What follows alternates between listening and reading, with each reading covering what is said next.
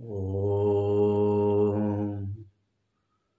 ध्याये नित्यं महेशं रजतगिरिनिभं चारुचन्द्रावतंसं रत्नाकल्पोज्ज्वलांगं परशुमृगवरा भीतिहस्तं प्रसन्नं पद्मासीनं समन्तात् स्तुतममरगणैर्व्याघ्रकृतिं वसानं विश्वाद्यं विश्ववन्द्यं निखिलभयहरं पञ्चवक्त्रं त्रिनेत्रम् विश्वं दर्पणदृश्यमाननगरी तुल्यं निजान्तर्गतं पश्यन्नात्मनि मायया बहिरिवोद्भूतं यथा निद्रया यः साक्षात् कुरुते प्रबोधसमये स्वात्मानमेवाद्वयम् तस्मै श्रीगुरुमूर्तये नमः इदं श्रीदक्षिणामूर्तये।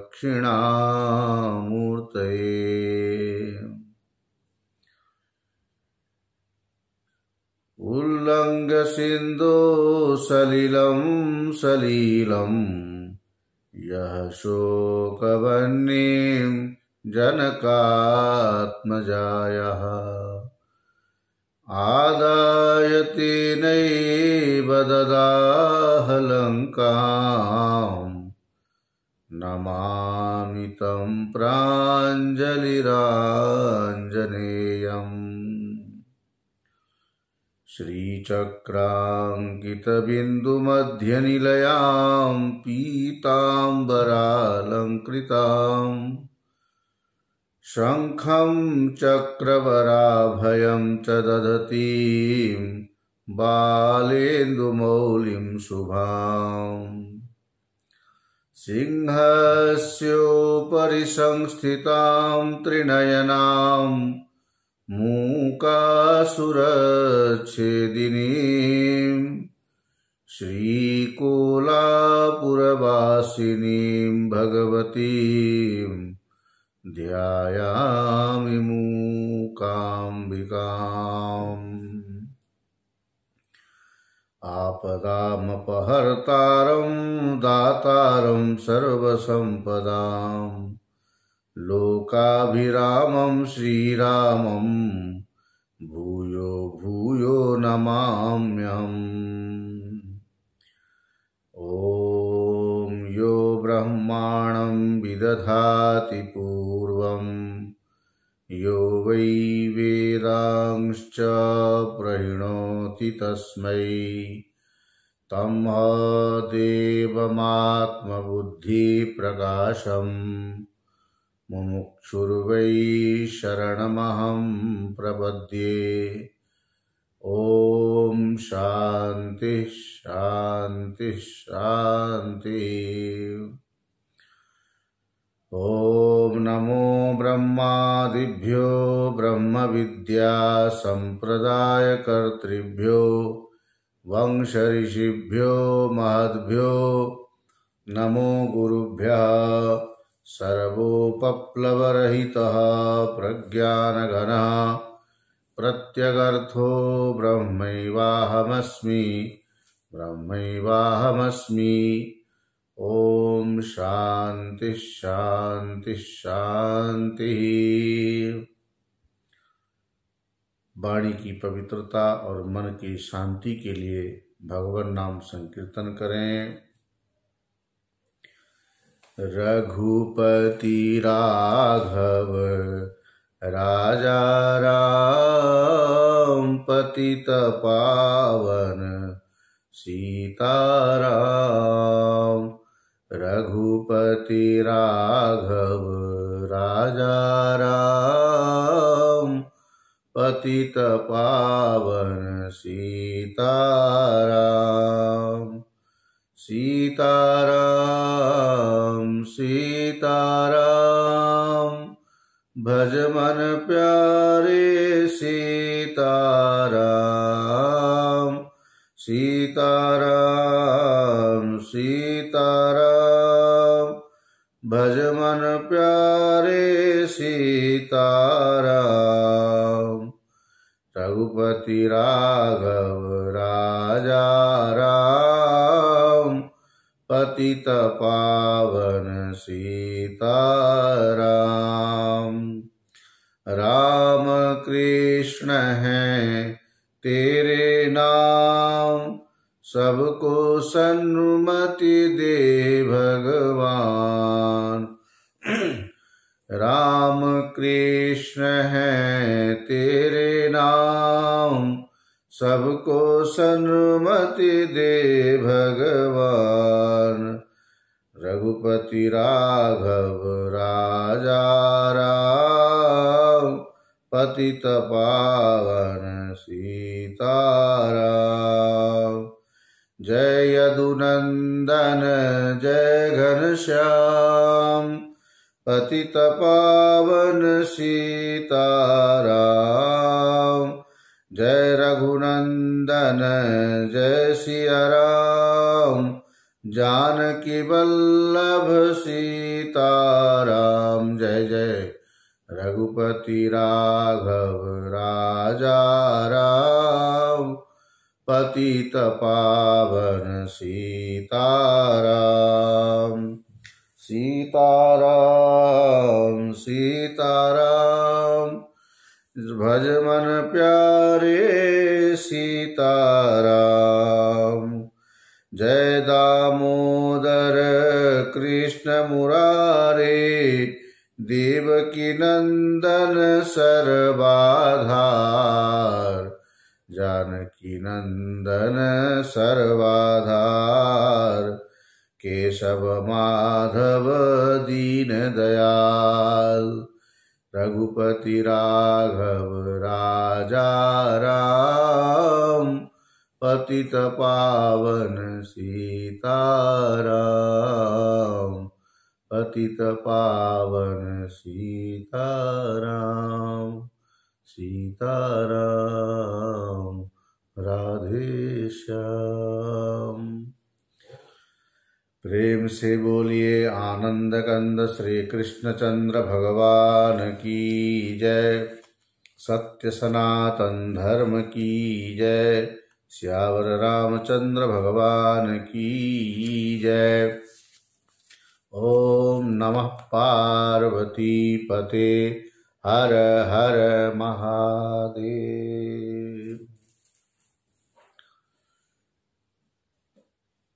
भगवत कृपा से निर्विघ्न रूप से हम लोग, जैसे गणपति पूजन का समय चल रहा है, गजानन भगवान विघ्नकर्ता भी हैं और विघ्न हरता भी हैं।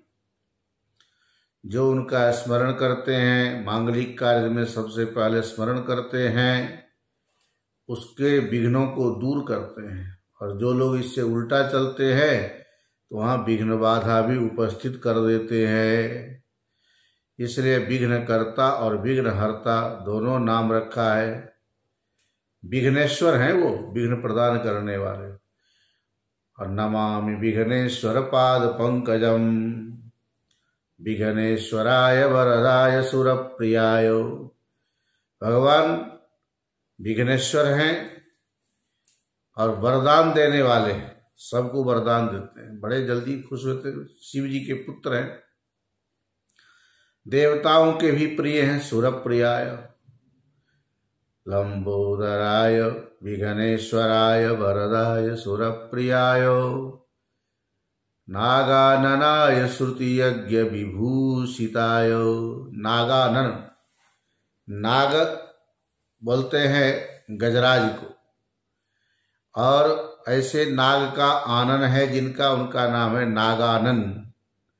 चतुर्थी बन गया नागाननाय।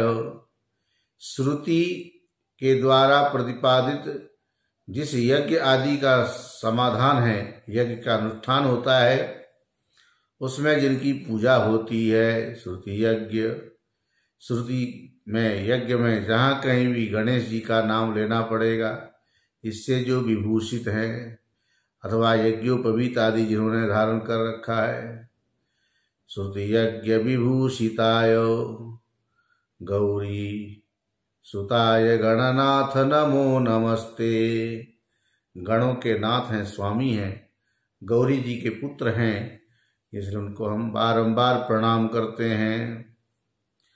गणपति बप्पा मोरया पुढच्या वर्षे लोकरिया।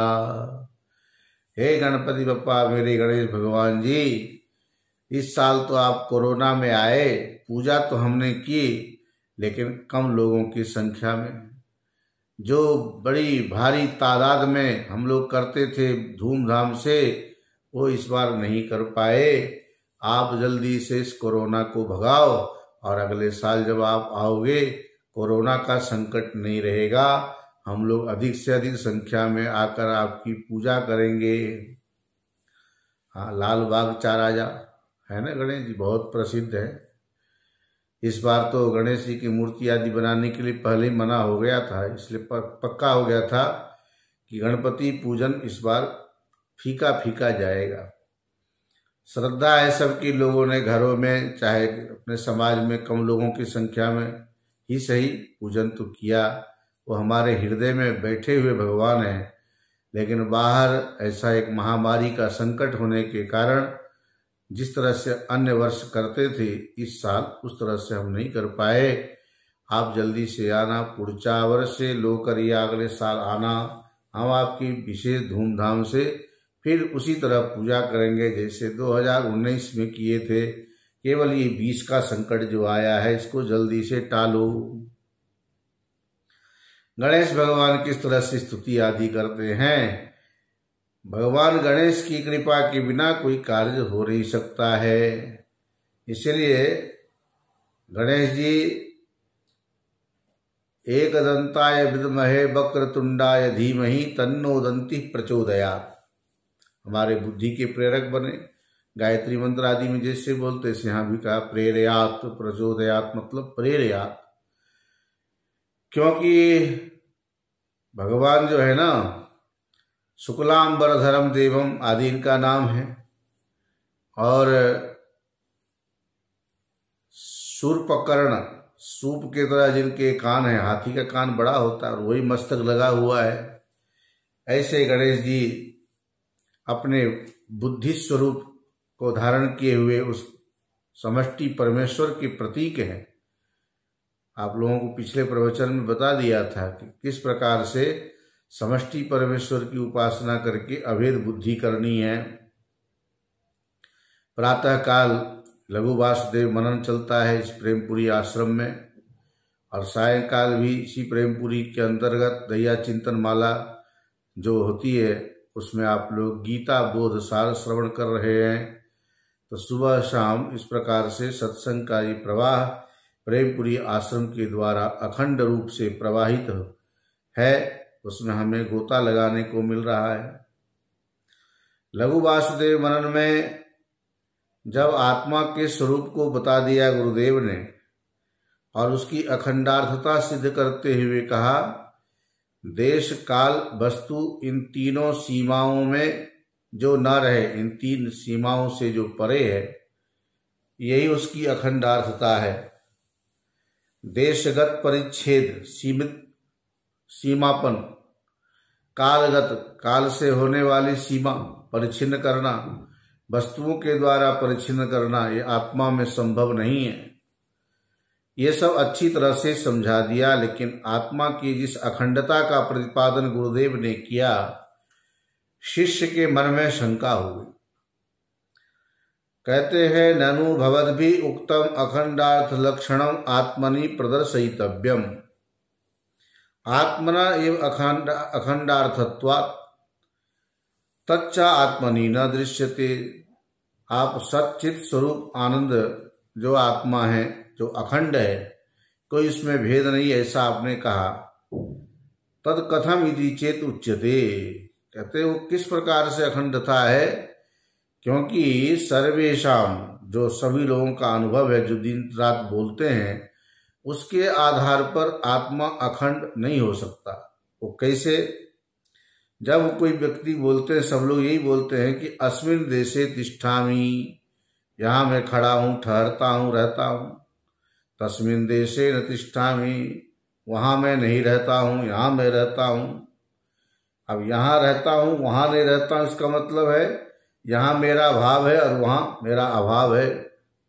जब आप मुंबई में हो तो नासिक में नहीं हो, जब नासिक में हो तो आप मुंबई में नहीं हो। इसलिए क्या हो गया? आप कहते हो कि देशगत भेद नहीं होना चाहिए, तो नासिक में रहने वाला मुंबई में नहीं है तो फिर उसकी व्यापकता कैसे होगी? हाँ, ये भी समझने की चीज नहीं हो सकती। इति अनुभवेन देश परिच्छेद राहित्यम नास्ति। आपने जैसा कहा देश परिच्छेद से रहित है, वो नहीं हो सकता। यहाँ तो दिखाई दे रहा है, नासिक में तो है लेकिन बम्बई में नहीं है, इसलिए देश परिच्छेद लागू हो गया। नासिक रूपी स्थान से वो सीमित हो गया, मुंबई स्थान में नहीं होने से। यदि नासिक देश में था, उसी समय में मुंबई में भी होता, तब हम मान लेते हैं कि देश की सीमा से उसको सीमित नहीं किया जा सकता, किसी स्थान विशेष से उसको बांधा नहीं जा सकता।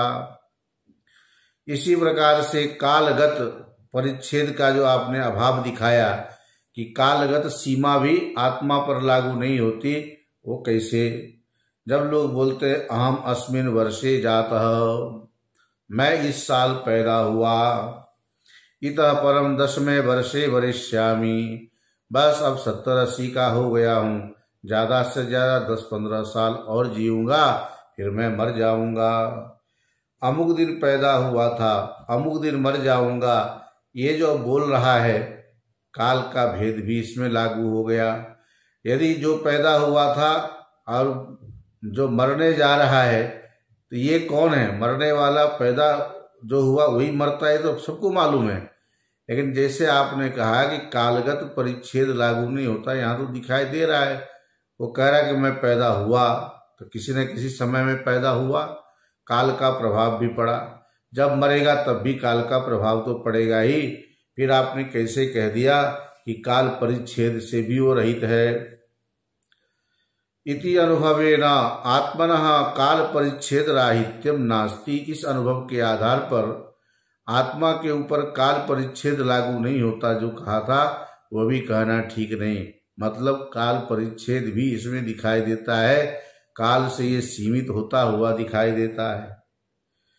अब जो वस्तुगत भेद का भी आपने निषेध किया कि वह भी नहीं है उसमें, कहते ना हम ब्राह्मण ना हम क्षत्रिय इत्यादि अनुभवात् आत्मनो वस्तु परिच्छेद राहित्यम अपि नास्ति। वस्तु परिच्छेद का जो अभाव आपने दिखाया आत्मा में, तब वो कहता है कि मैं ब्राह्मण नहीं हूँ, मैं क्षत्रिय नहीं हूँ। ये क्षत्रिय जाति वस्तु से जो जोड़ करके अपने को कहते हैं, जब ब्राह्मण है तो क्षत्रिय नहीं है, जब क्षत्रिय है तो ब्राह्मण नहीं है, जो ब्राह्मण है वो क्षत्रिय नहीं, जो क्षत्रिय है वो ब्राह्मण नहीं है। इस प्रकार से वस्तु परिच्छेद का जो अभाव आपने आत्मा में दिखाया, वह भी लागू नहीं होता, यहाँ तो दिखाई दे रहा है। भवद्भिस्त्रिविध परिच्छेद शून्य आत्मा इति कथम उक्तम इति चेत। इसलिए हे गुरुदेव, आपके द्वारा जो आत्मा की अखंडार्थता आपने सिद्ध की, तीनों परिच्छेदों का अभाव जिस आत्मा में दिखाया, वह तीनों परिच्छेद यहाँ लागू होता हुआ दिखाई देता है, उसका अभाव नहीं है। आपने उसका अभाव कहा है और मुझे इसमें तीनों रहते हैं ऐसा दिखाई देता है, और आप कहते तीनों नहीं रहते, कौन सी बात मानी जाए? समाधानम शृणु। समाधान करते गुरुदेव शिष्य से कहते सुनो। मया पूर्वम तव 11 वर्णक आत्मानात्म लक्षण कथनावसरे आत्मा परिपूर्ण अनात्मा परिचिन्न दृश्यम सर्वम अध्यस्तम इति उपदिष्टम खलु। अरे भाई, हमने इतने पापड़ बेला तुमको समझाने के लिए।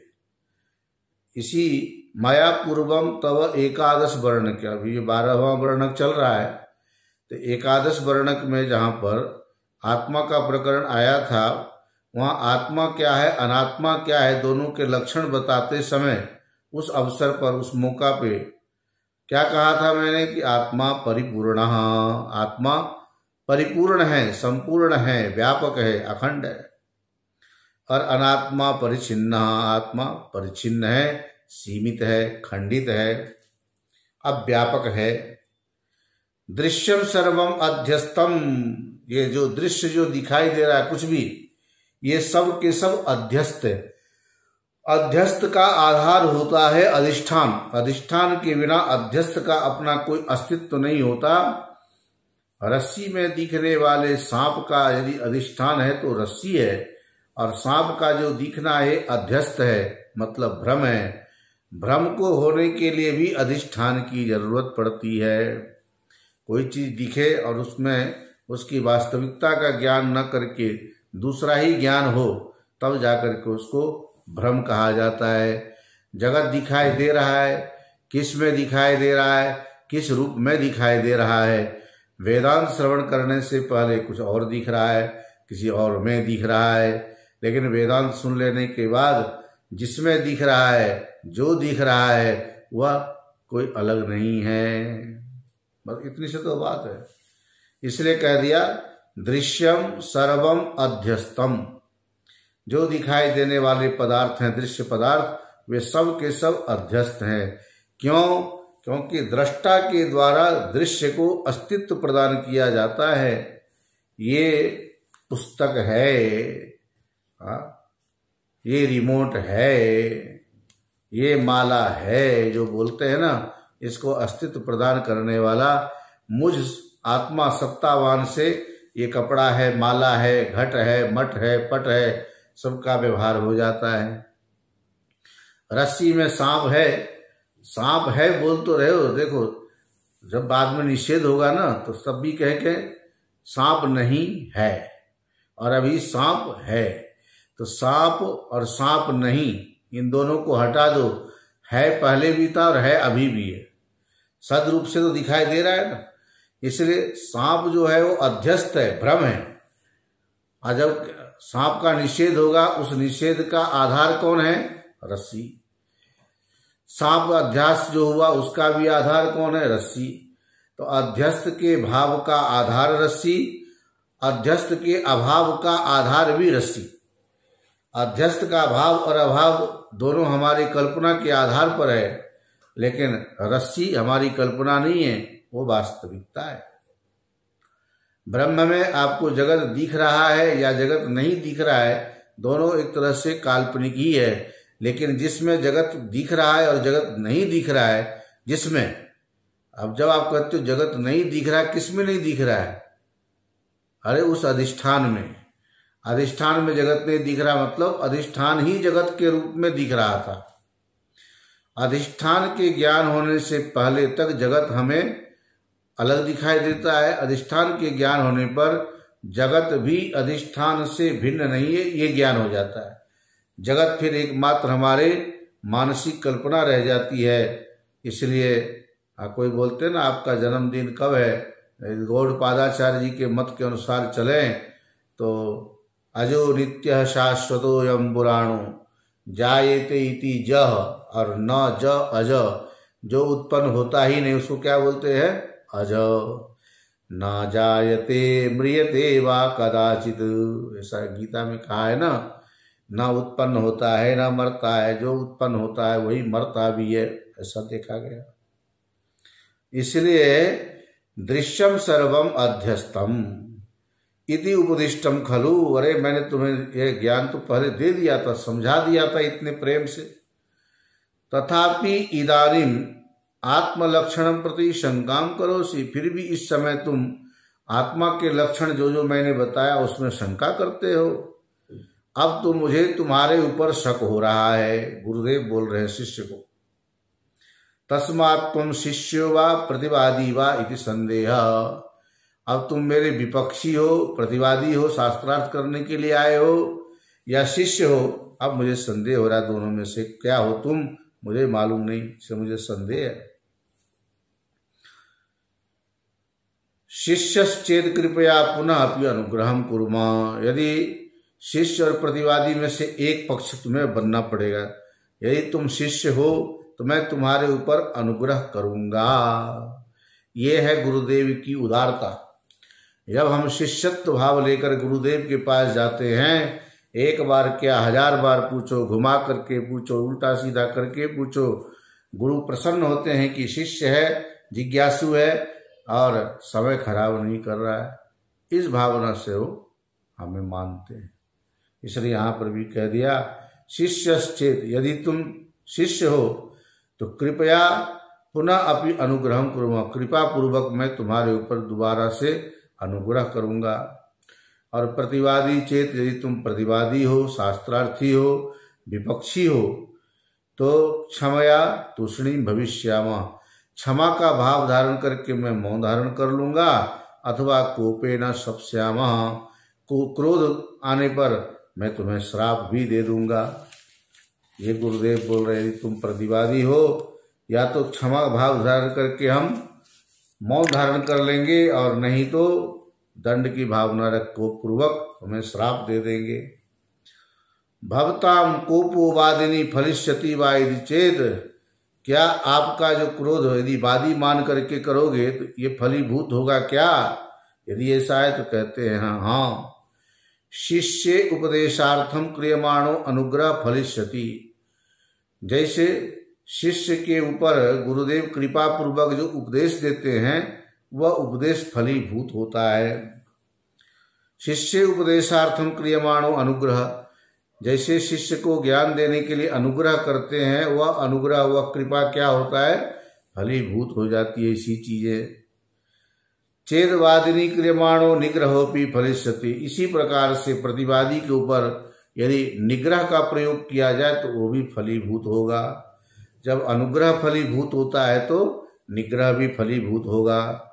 लोके निग्रह अनुग्रह सामर्थ्यवत ईश्वरस्य ब्रह्मज्ञानिनश्च भेदो नास्ति इति जानीहि। इसलिए इस श्लोक में समझ लो, जो ज्ञानी हैं और ईश्वर हैं इन दोनों में कोई भेद नहीं है। निग्रह और अनुग्रह में सामर्थ्यवान जो ईश्वर है, उस ईश्वर के साथ ब्रह्मज्ञानी का कोई भेद नहीं माना गया। अर्थात जितनी सामर्थ्य ईश्वर में है उससे उसी तरह से उतनी ही सामर्थ्य गुरुदेव में भी है, अर्थात ज्ञानी में भी है। तरही हे स्वामिन सदगुरु कृपा पात्र भूत शिष्य एवं। शिष्य ने कहा, मैं कोई प्रतिवादी नहीं, विपक्षी नहीं, मैं तो आपका शिष्य हूँ। मेरे अंदर शिष्यत्व का भाव है और मैं आपको अपना सदगुरुदेव मानता हूँ। तरी ये स्वामी सदगुरु हो कृपा पात्र भूता, इसलिए आप जैसे सदगुरु का मैं कृपा पात्र बनूं, कृपा पात्र रहूं, इसलिए मैं तो आपका शिष्य हूँ, मैं कोई प्रतिवादी नहीं हूँ, मैं शास्त्रार्थ नहीं कर रहा हूँ। मेरे मन में जो शंका थी इसलिए उसको पूछ लिया। ममा एक संदेह हो जाता तस्माद एवं पृष्ठवान, मुझे एक शंका हो गई है इसलिए मैंने ऐसा पूछा। न तो कुतर्केण यदि चेत, मैंने कुतर्क करने के लिए नहीं पूछा। हाँ, पीछे प्रसंग में आप लोगों को सुनाया था कि कुतरना, ये कुतर्क करना जो है अच्छा नहीं होता है। श्रुति में भी कहा है नैषा तर्केण मतिरापनेया, ऐसा मति न तर्केण, जो आत्म संबंधी ज्ञान है तर्क के द्वारा ये प्राप्त नहीं हो सकता। इसके लिए तो बड़े श्रद्धावान लभते ज्ञानम तत्परः संयतेन्द्रिय, ऐसा होना पड़ेगा। तो मम एक संदेहो जाता तस्मात् एवं पृष्ठवान न तो कुतर्केण इति चेत शृणु। तो कहते हैं हमने कुतर्क के द्वारा नहीं पूछा है। इदम देश काल वस्तु परिच्छेद त्रयम स्वभाव तो देहस्य एव न तो परिपूर्ण प्रत्यगात्मनः परिच्छेद त्रय अस्ति। गुरुदेव के पास अब शिष्य ने जब शिष्यत्व भाव निवेदित किया कि मैं तो आपका चेला हूँ, आप मेरे गुरु हैं, इसी भावना से मेरे मन में जो संदेह है वह प्रश्न किया है कि देश काल वस्तु परिच्छेद त्रयम स्वभाव तो देहस्य। गुरु ने उत्तर देते हुए कहा कि तुम जिस तीन परिच्छेदों को आत्मा के ऊपर लागू करते हो, जिसका हमने निषेध किया था, तो अभी फिर से सुनो। ये तीनों परिच्छेद जो तुमने दृष्टांत आदि दिया कि मैं यहाँ रहता हूँ, वहाँ नहीं रहता हूँ, मैं अभी पैदा हुआ बाद में मरूंगा, मैं क्षत्रिय हूँ ब्राह्मण नहीं हूँ, इस तरह से तीनों भेदों को जो लागू किया है ना, उसका निषेध इसलिए होता है क्योंकि ये तीनों परिच्छेद शरीर को लेकर के लागू होता है, आत्मा का इससे कोई संबंध नहीं है। न तो परिपूर्ण प्रत्यग आत्मना परिच्छेदत्रयम अस्ति, जो परिपूर्ण प्रत्यगात्मा है उसमें ये तीनों परिच्छेद लागू नहीं होते। प्रत्यगात्म स्वरूप परिपूर्ण ब्रह्मणो देश परिच्छेदो नास्ति इति एतत् कथम ज्ञातव्यम इति चेत। प्रत्यगात्मा परब्रह्म परमात्मा आत्मस्वरूप वह परिपूर्ण जो ब्रह्म है उसमें देश परिच्छेद नहीं है, ये हमें कैसे मालूम पड़ेगा? आपने तो कह दिया है देश परिच्छेद उसमें लागू नहीं होता, लेकिन नहीं है उसमें, ये हमें कैसे मालूम पड़ेगा? कहते हैं सुनो। घटः सन पटः सन कुड्यम सन कुशूलम सत इति पृथ्वी सती आपः सत्यः तेजः सत वायुः सन आकाशः सन इति चैवं भूत भौतिक प्रपंचे सदरूपेण अनुभूयमानत्वात् आत्मनो विभुत्वम। आत्मा की विभुता व्यापकता किस प्रकार से कह दिया? घट है, पट है वस्त्र है, कुड्यम दीवाल है, भित्ति का बोलते हैं ना दीवाल, कुशूलम जिसमें धान आदि रखते हैं, अनाज भर के रखते हैं, संदूक जैसा पात्र होता है उसको संस्कृत में कुशूल बोलते, कुशूलम सत। ये तो हो गए बाहर के। अंदर की क्या है? तो कह दिया पृथ्वी सती आपः सत्यः तेजः सत वायु सन आकाशः सन। ये जितने भी हैं, जैसे घर में है वैसे ही वायु आकाश में भी है, तो अंदर जो है वही बाहर में भी है। घटासन पटासन अंदर में है और आकाश वायु तेज जल पृथ्वी जो बाहर का है उन सब में भी है का ही प्रयोग होता है। तो इस सब के द्वारा भूत भौतिक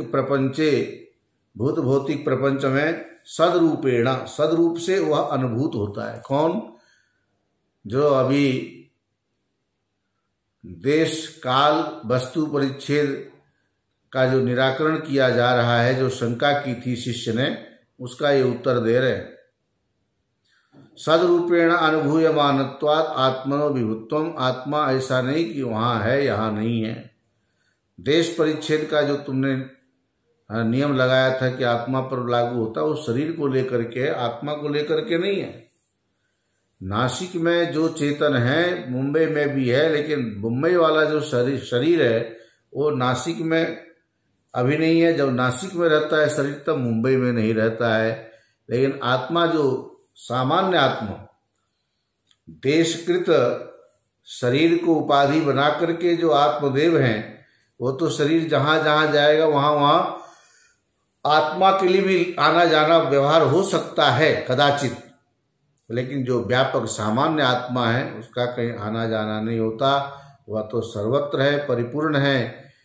आना जाना उसमें हो जो चीज वस्तु छोटी हो उसका यहाँ से वहाँ, वहाँ से जहाँ, जो पहले से सर्वत्र परिपूर्ण है, ठसाठस भरा हुआ है, उसमें किसका आना किसका जाना। इस तरह से आत्मा की व्यापकता को समझना पड़ेगा। एवं सर्वव्यापकस्य आत्मनो देश परिच्छेदो नास्ति। इसलिए जो सर्वव्यापक है आत्मा, कोई ऐसी जगह नहीं जहाँ आत्मा की पहुंच ना हो, इसलिए देश परिच्छेद नहीं है। आत्मनः पूर्वोक्त प्रकारक युक्त्या अनादित्वेन नित्यत्वात् भविष्यत् काल परिच्छेदो नास्ति।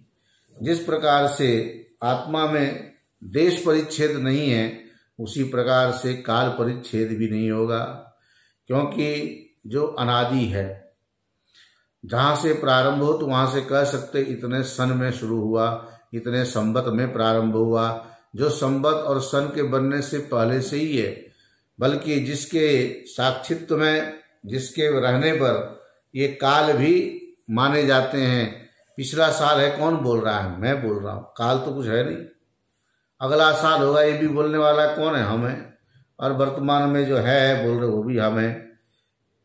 इसलिए पूर्वोक्त प्रकार युक्त्या अनादित्व अनित्यत्वा, एक तो ये काल अनादि है, आत्मा अनादि है, और नित्य है। अनित्य होता है जो किसी समय में विशेष रूप से किया जाए। यद कृतकम तद अनित्यम, ये तो अकृतक है। अकृत होने से इसके ऊपर काल का नियम लागू नहीं होता। भविष्यत काल परिच्छेदो नास्ति, तो चाहे भूतकाल हो भविष्यत काल हो, सबका निषेध कर रहे हैं। एवं भूतकाल भविष्यत काल संबंधस्य आत्मना एकत्वात्, पूर्व जन्म में जो शरीर था वह शरीर इस जन्म में नहीं है, और यह शरीर फिर अगले जन्म में नहीं रहेगा। तीनों शरीरों के न रहने पर भी आत्मा तीनों जगह था। इतने तो हम कई बार बोल चुके। और ये लघु वासुदेव मनन है ना, मनन कर रहे हैं, बार बार उस बात पर जोर देते हैं जिससे हाँ समझ में आ जाए, कठिनाई ना हो। आप लोगों को ऐसा लगता होगा कि कहीं कुछ बात ऐसी रिपीट हो रही है, और उस रिपीटेशन के पीछे रहस्य ये है, इसका नाम है अभ्यास। और सीडी को बार बार एक ही उसको यूट्यूब में दिखावे, वो तो रिप्लाई अलग चीज़ है, वो तो ठीक नहीं, वो बात आप सुन सके उसको दोबारा सुनने का मतलब नहीं है। लेकिन वेदांत में आत्मा के बारे में जो अभ्यास किया गया है वो आत्मा की दृढ़ता के लिए, आत्मज्ञान को दृढ़ करने के लिए बार बार सुनना पड़ेगा। जैसे आप अपने कमरे में कोई चीज़ रखते हो ना, तो एक ही जगह जो रखने की आदत पड़ी है, कभी अंधेरा हो, लाइट किसी कारण से खराब हो जाए, बत्ती गुल हो जाए, तो उस समय भी अंदाज से आप उस जगह हाथ रख करके आपको वो चीज़ मिल जाती है। कुछ लोगों की आदत होती है, सामान लेंगे काम के लिए, काम होने के बाद फिर जहाँ से उठाए तो वहाँ नहीं रखते, बल्कि जहाँ काम पूरा उसके बाद उसके कोई कुछ महत्व ही नहीं है। और जब जरूरत पड़ती फिर चारों तरफ ढूंढते हैं, जहाँ नहीं ढूंढना चाहिए वहाँ भी ढूंढते हैं, क्योंकि आदत है ना कि हमने कहीं रख दिया होगा। और यदि ये आदत हो कि हमने वहीं रखा होगा जहाँ मेरे रखने की आदत है, फिर आपको ज़्यादा दुखी नहीं होना पड़ता, मतलब आसानी से काम हो जाता है। हाँ, ये भी है ऐसा। तो वस्तु परिच्छेद एवं भूतकाल भविष्यत काल संबंधस्य आत्मना एकत्वात् वर्तमान काल परिच्छेदो नास्ति। इस समय इस शरीर में जो आत्मा के साथ इसका संबंध है, और इससे पिछले शरीर का साथ भी इसी आत्मा का संबंध था, और आगे जो शरीर होगा उसके साथ भी इसी आत्मा का संबंध रहेगा। इसलिए कालगत परिच्छेद इस आत्मा पर लागू नहीं होता। वस्तुनि कानि यदि चेत, वस्तु कितने हैं जिसके साथ तुम बोल रहे हो कि वस्तुगत भेद तो हो जाएगा, ना हम ब्राह्मण ना हम क्षत्रिय कहकर, तो कहते नहीं। सजातीय भेद भिन्नम विजातीय भेद भिन्नम स्वगत भेद भिन्नम इति वस्तुनि। हाँ, ये तीन प्रकार के वस्तु है, सजातीय भेद, विजातीय भेद और स्वगत भेद। तानी वा कथम यदि चेत, वो किस तरह से मालूम पड़ेगा कौन सा सजातीय भेद है और विजातीय भेद है, और इसी प्रकार से स्वगत भेद है। वृक्षस्य वृक्षांतरात् सजातीय भेदः, एक वृक्ष दूसरे वृक्ष से भिन्न है दोनों वृक्ष ही एक ही जात के हैं दोनों, इसलिए सजातीयता तो है, लेकिन ये सजातीय भेद है। आम का पेड़ जामुन का पेड़ नहीं हो सकता, पेड़ एक होने पर भी फल के भेद से दोनों में भेद लागू हो जाता है। ये उनका परस्पर सजातीय भेद है। वृक्षस्य शिलादेर विजातीय भेदः, जो पेड़ से पेड़ का भेद है वो सजातीय भेद है, और पेड़ से पत्थर आदि का जो भेद है वो विजातीय भेद है, क्योंकि वो पेड़ एक ही जाति के हैं, और यहाँ पत्थर विपरीत जाति के और पेड़ अलग जाति के हैं। तो विरुद्ध जाति हो विपरीत जाति हो, वहाँ पर उसको बोलते विजातीय। पेड़ के सजातीय पना है, पेड़ और पत्थर के साथ विजातीय पना है, विजातीय भेद यहाँ लागू होता है। और तीसरा जो लक्षण किया, वृक्षस्य पत्र पुष्पादेः स्वगत भेदः, तीसरा भेद क्या है? स्वगत भेद। पेड़ में पत्ते हैं, डाल हैं, फल भी लगते हैं, फिर भी एक दो शाखा को काटते हैं, कभी ज़्यादा हो जाए, ओवर हो जाए, और फल आदि भी हम लोग तोड़ते रहते हैं। तो जिससे पत्ते निकले, फल तोड़े, पत्ता भी उसी पेड़ का, फल भी उसी पेड़ का, फिर भी पत्ते वाला काम फल नहीं कर सकता, फल वाला काम पत्ते नहीं कर सकते। और इन पत्ते फल आदि के भेद होने से क्या कहोगे कि पेड़ अलग है? नहीं, उसके अपने अंदर का ही ये भेद है। आम का पेड़ पत्ते नहीं, पत्ते फल नहीं, ऐसे फल पत्ते नहीं, पत्ते पेड़ नहीं, लेकिन उनका भेद है। कैसा? इसको बोलते स्वगत, अपने में होने वाला भेद। शाखा अलग है, शाखा को तना नहीं कहेंगे, पत्ते को फल नहीं कहेंगे, क्या अपने आप में होने वाला भेद है। अस्य त्रिविधस्य अपि भेदस्य आत्मनि अभावात् भेद शून्य। ये जो सजातीय, विजातीय और सगत भेद का जो प्रतिपादन किया, इन सब का निषेध कर दिया आत्मा में। आत्मा में ये तीनों भेद नहीं है। हाँ, यतएव आत्मनो वस्तु परिच्छेदो नास्ति। हाँ, अस्य त्रिविधस्य अपि भेदस्य आत्मनि अभावात् आत्मा भेद शून्य। भेद शून्य हो गया तो हो गया ना, अभेद हो गया। ये अभेद ज्ञान के लिए ही तो हम लोगों को इतना वेदांत पढ़ना पड़ रहा है, खूब सिखाया गया है। तुम स्त्री हो, तुम पुरुष हो, तुम अमुक जाति के हो।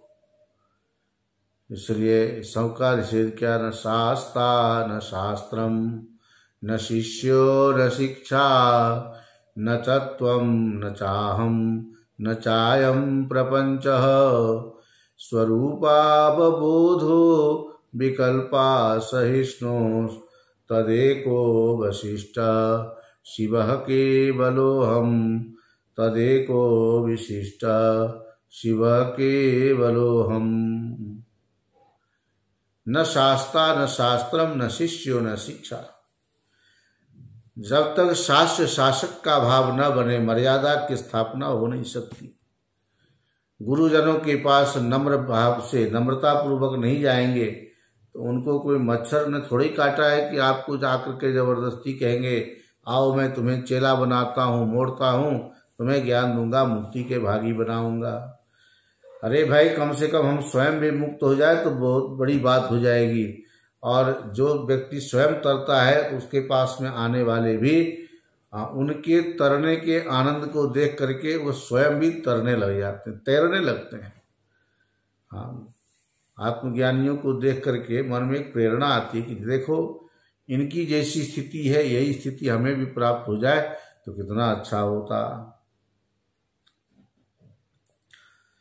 इसलिए अस्य त्रिविधस्य अपि भेदस्य आत्मनि अभावात् आत्मा भेद शून्य।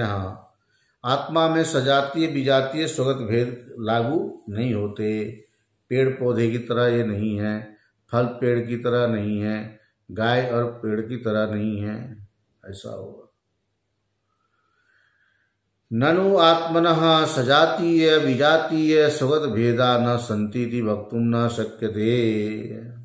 आत्मा के भेद को लेकर के प्रश्न है कि सजातीय विजातीय स्वगत भेद आत्मा में नहीं है, ये आप नहीं कह सकते। कथम इत्येत, क्योंकि एकम एव चैतन्यम ब्रह्म चैतन्यम इति ईश्वर चैतन्यम इति कूटस्थ चैतन्यम इति जीव चैतन्यम इति च वर्तते। अब आप कहते हो कि सजातीय भेद नहीं है, तो ये जो चैतन्य का भेद कर रहे हैं, ब्रह्म चैतन्य, ईश्वर चैतन्य, कूटस्थ चैतन्य और जीव चैतन्य, ये क्या है फिर? अतः सजातीय भेदो अस्ति। आपने सजातीय भेद का निषेध किया, लेकिन ये सब में चैतन्य चैतन्य जोड़ करके एक ही जाति के सब दिख रहे हैं, इसलिए सजातीय भेद का निषेध नहीं हो सकता। उसमें है, ये पूर्व पक्ष है, प्रतिवादी कह रहे हैं। अतः सजातीय भेदो अस्ति आत्मस्वरूपम ब्रह्मेति अनात्मस्वरूपम प्रपंच इति द्वयोर्वर्तमानत्वात् विजातीय भेदो अपि अस्ति। हाँ, विजातीय भेद भी इसमें। क्यों? आत्मस्वरूप ब्रह्म है और अनात्म स्वरूप क्या? प्रपंच है। प्रपंच की सत्ता अलग दिखाई देती है, और उसकी सत्ता अलग दिखाई देती है। इसलिए कैसे कहे कि स्वजातीय भेद नहीं है और विजातीय भेद नहीं है, आत्मा अनात्मा नहीं है, अनात्मा आत्मा नहीं, परस्पर क्या है, ये विपरीत जाति वाले हैं। इसलिए विजातीय भेद का जो आपने निषेध किया वो भी नहीं होता, विजातीय भेद यहाँ है। ब्रह्मणि सच्चिदानंद इति त्रयस्य वर्तमानत्वात् स्वगत भेदो अस्ति।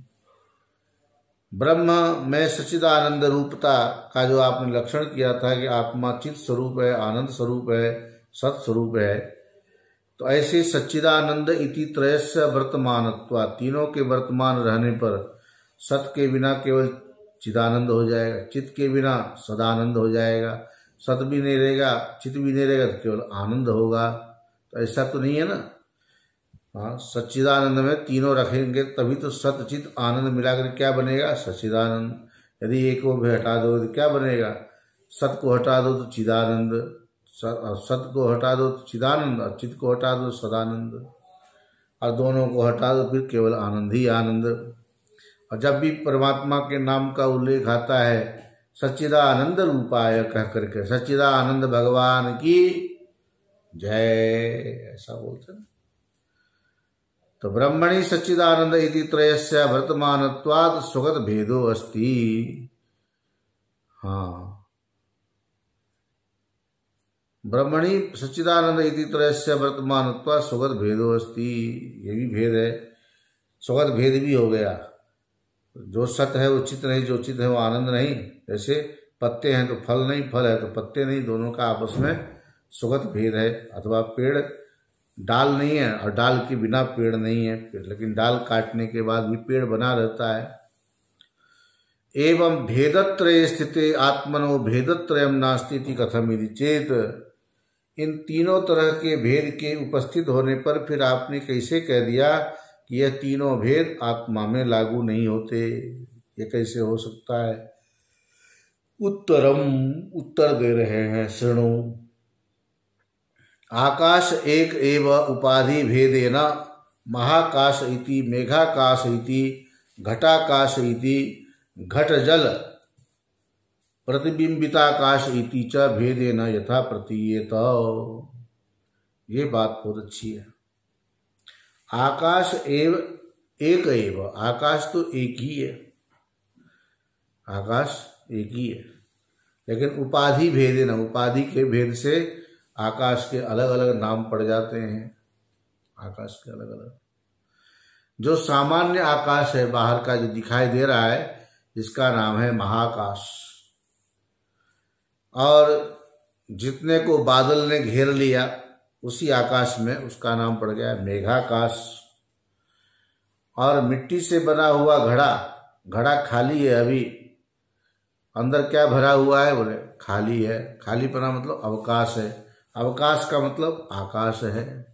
अवकाश और आकाश पर्यायवाची है। तो मेघाकाश, महाकाश, मेघाकाश, घटाकाश, और घड़े में जो जल भरा हुआ है उस जल के अंदर आपका चेहरा रिफ्लेक्स होता है, प्रतिबिंबित होता है, प्रतिबिंब दिखाई देता है, तो उसका नाम है प्रतिबिंबिताकाश।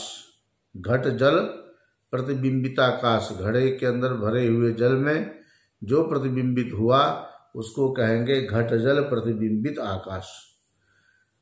हाँ, यदि च भेदेन यथा प्रतीयते, जिस प्रकार से एक ही आकाश उपाधि भेद के कारण अलग अलग आकाश के नाम पड़ गया। तथा मायोपाधिना एकमेव चैतन्यम ब्रह्म इति, इसी प्रकार से माया को उपाधि बना करके स्वीकार करके वह चैतन्य परब्रह्म परमात्मा अब यहाँ से उसका नाम पड़ जाता है। तो मायोपाधिना एकमेव चैतन्यम ब्रह्मेति ईश्वर इति च अविद्योपाधिना कूटस्थ इति जीव इति च केवलम प्रतीयेत। यहाँ पर फिर क्या होना चाहिए, केवल जीव है यही प्रतीत होना चाहिए, लेकिन ऐसा नहीं है। अविद्योपाधि, मायोपाधि, ईश्वरोपाधि, जो भी अभी हम लोगों के नाम आदि में विशेषण लगाए जाते हैं, ये सब के सब उपाधि है। लोक में बोलते हैं उपाधि प्राप्त, डॉक्टरी के डिग्री जिसको मिल जाए तो बोले ये तो इन्होंने डॉक्टर के उसमें उपाधि ग्रहण किया। उपाधि से उपधेय का अन्य चीजों से भेद हो जाता है। उपाधि का काम यही है। तो आकाश एव उपाधि भेदेन, एक एव उपाधि भेदेन महाकाश इति मेघाकाश इति घटाकाश इति। तो ये सब जो आकाश सब में है,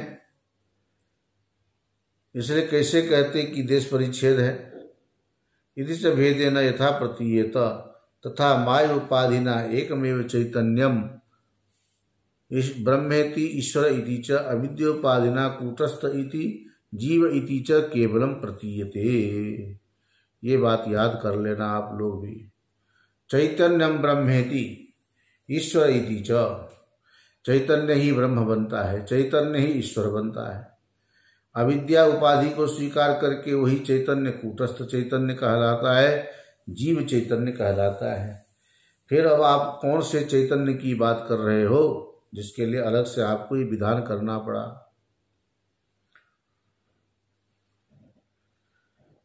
अविद्योपाधिना कूटस्थ इति जीव इति च केवलम प्रतीयेत। ये कूटस्थ है, ये जीव है, ये केवल अविद्या रूपी उपाधि के द्वारा प्रतीत होता है। एवं विचार्यमाणे सजातीय भेदो नास्ति। यदि इसका ठीक से विचार करे तो सजातीय भेद का भी निषेध किया। वो कैसे कहते, सजातीय भेद भी इसमें नहीं है। विजातीय भेद कथम नास्ति चेत, क्यों नहीं है शृणु। रज्जुम बिना यथा सर्पो नास्ति। हाँ, यदि रस्सी में सांप को रस्सी से अलग माने तब तो रस्सी की जाति अलग है, सांप की जाति अलग है, विजातीय हो जाएगी। लेकिन वहां पर भी विजातीय नहीं है। क्यों? रज्जुम बिना यथा सर्पो नास्ति। रस्सी के बिना सांप का अपना कोई अस्तित्व नहीं है। अतः आकाशम बिना यथा तल मालिन्यम नास्ति परमात्मनि परमात्मा एवं आत्मानं बिना अनात्मा भी नास्ति। रज्जु बिना यथा सर्पो नास्ति। रज्जु के बिना सांप नहीं रहता, रस्सी के बिना सांप नहीं रहता है। मतलब मत समझना घर में आप रस्सी लाओगे तो सांप भी हो जाएगा। यहाँ मतलब है कि जब जब रस्सी में सांप दिखता है तो रस्सी के होने के कारण ही सांप दिखाई देता है। यदि रस्सी नहीं दिखाई देवे तो सांप कहाँ से दिखेगा। हाँ, इतना जरूर है कि अभी रस्सी ही दिखते हुए सर्प की तरफ प्रतीत हो रही है। लेकिन ये ज्ञान होगा श्रवण करने के बाद, तब जाके मालूम पड़ता रे जिस रस्सी को हमने सांप समझा था वो तो सांप ने रस्सी निकली। तो रज्जुम बिना यथा सर्पो नास्ति, आकाशम बिना यथा तल मालिन्यम नास्ति। आकाश के बिना तल मलिनता, अरे देखो आकाश में कालापन है, नीलापन है। सब लोग हाथ दिखा दिखा कर, बच्चे लोग जैसे बोलते हैं, वेदांत पढ़ने के बाद मालूम पड़ा है तो आकाश अवकाश है, खालीपना है। हाँ, उसमें क्या देख रहे हो, नीला पीला। हाँ देखो आकाश काला हो गया, हरा हो गया। जो भी हम रंगों का नाम लेते हैं ये सब हमारे मानसिक बौद्धिक कल्पना है। और बच्चे जैसे उसमें तल मलिनता आदि का अध्यास कर लेते हैं, उसी प्रकार से हम लोग भी अध्यास करते हैं। राहु ग्रस्त दिवाकरेन्दु सदृशो माया समाच्छादनात्। माया सम आच्छादनात्, हम लोगों की दृष्टि पे ऐसा पर्दा पड़ा है। कभी कभी बैठे बैठे बड़ा वैराग्य आता है, क्या लेके आए थे, क्या लेके जाएंगे। हमारे से पहले जो पूर्वज लोग आए, चाहे गुरुजनों के पूर्वज हों, चाहे आपके जन्म लेने वाले पितृकुल में पूर्वज हों, सब एक एक करके चलते गए। अभी यदि हम पुराने दादाओं को ढूंढे, कोई मिलेंगे, पुराने पिता को ढूंढेंगे मिलेंगे। और हम कितने के दादा पिता आदि बन गए आपको पता है? कुछ भी नहीं, बीच में हैं।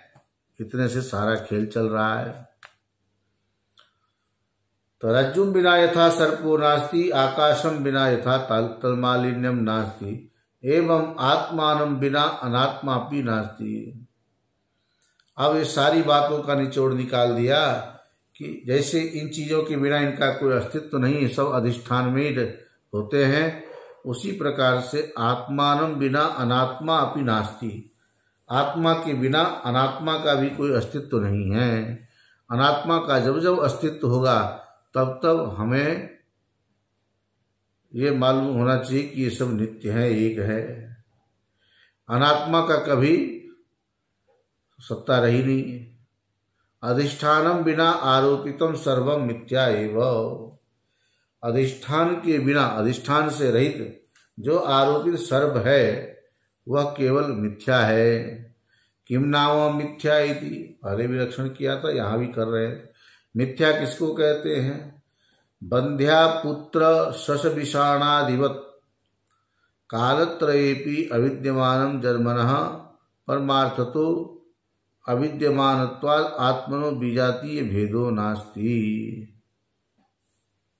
मिथ्या नामो, मिथ्या किसका नाम है? बंध्या पुत्र शश विषाणाधिवत, बंध्या के पुत्र कभी नहीं होते, खरगोश के सींग भी कभी नहीं होते, शश विषाण आदिवत।